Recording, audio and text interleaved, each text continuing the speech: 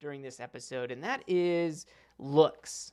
So we're going to look at looks. So inside of Final Cut Pro, you can do Command 0 to get to the default workspace, which is what we're looking up here. And then on our toolbar, all the way on the right side here, the one all the way on the right is the transition browser. Just next to that is the effects browser. And if you click on the effects browser, we see a whole bunch of different a bunch of different categories here for effects, kind of different groupings. And one of them here you can see is called looks. So what are looks?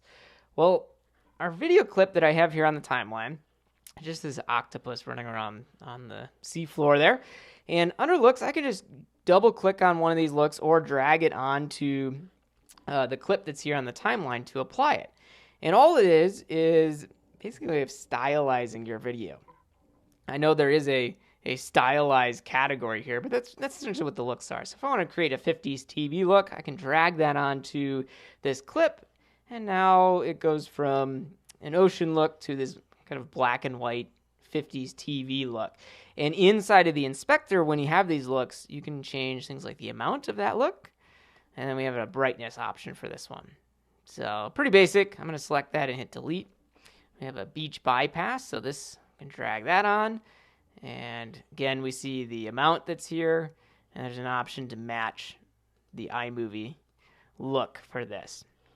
So that's really what a look is, right? It's just a very simple effect that you can apply to your clips. You can preview them just by dragging the mouse across any of them, and you'll see it previewed live there in the viewer with whatever clip is selected. And let's apply the dream one here. And you can see here, we get the amount for this look, right? And again, to remove these effects, I'm in the effects browser, or effects inspector here, and you can just click on the name of it. Gives you that yellow outline, then hit the delete key. Now, with these looks, if you do a control click or a right click, if you have that enabled, there is an option here to open a copy of this look in motion. So let me apply this faded sun look. With it selected, notice in the inspector here, we get three options. We have an amount, just like we saw with the other looks. There's a brightness option, and there's an option here to protect skin tones, which we don't really have any skin tones in this video clip here, but those are the options that we see.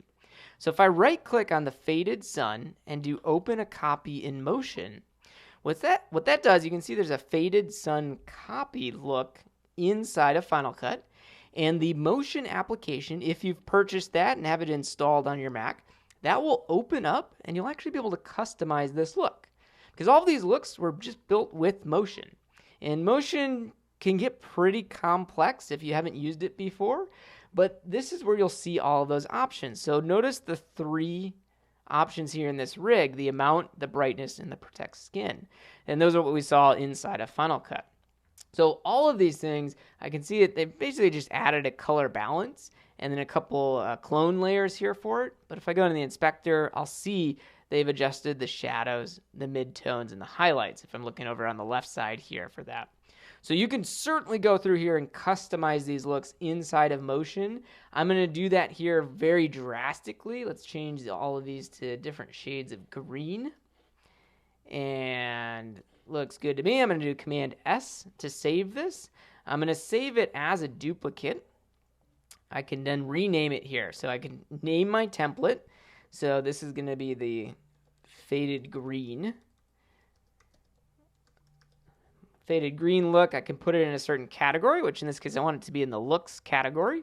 And I could apply a theme if I want to. I'm not going to save a preview movie right now. That's fine. Try those options out though if you're playing around with this. And then if we go back inside of Final Cut, notice inside of my looks category of effects, I have my faded sun, which we were working with before, and now I have the faded green look that I've created. And I can just drag that right onto my little octopus clip here, and you'll see there's our faded green. Right, piece of cake to create a look there. So that is what looks are. You can customize them, like I said, using the inspector. And then you can go into motion with any of these looks to just customize them a little bit, but you can really create your whole look there just using motion because it is an effect. Now, another type of look that you can create is just using color correction with the color presets. So how do these differ? Because we have a looks category, but we also have color presets. So the difference is the look was actually an effect built with motion that you would build and apply multiple different effects in motion to create whatever look you're doing, which, for example, there's a night vision option here that actually has a mask on it to make it look like we're looking through night vision goggles. But we have an option here for color presets, and this is different in that you're able to really, I think the verbiage is the same. You can create a look with these color presets. The difference is, say we want this frost color preset to be applied. I'll just double click on it to add it to the octopus here. And what you'll notice is in the inspector, instead of getting a new video clip that is an effect, we actually get a color board that's applied, in this case, for that color preset. So these are actually, all of these presets have been built using the built-in color tools inside of Final Cut Pro 10. So you can go into these and customize them right in here. So we could change the exposure if we want. Maybe we don't want it to be as bright in the highlights. I could bring that down. Maybe we want a little bit darker shadows. I could drag the shadows slider down. If we go into saturation, we can see saturation for many things has been dropped down to 0 for this frost look, but maybe I want to bring up a little bit of color. I could do that here in the shadows just because our octopus is pretty dark, so maybe we want a little bit more blue in the octopus side there. And then we can go to the color board. We can see all of these have been, our shadows, highlights, basically everything has been brought into the blue area to create that frosted look. So again, if I wanted to change that, I can manipulate all of this here inside of Final Cut, because all of the color presets are just using the color board or the color wheels to manipulate the way the color looks on your specific clip.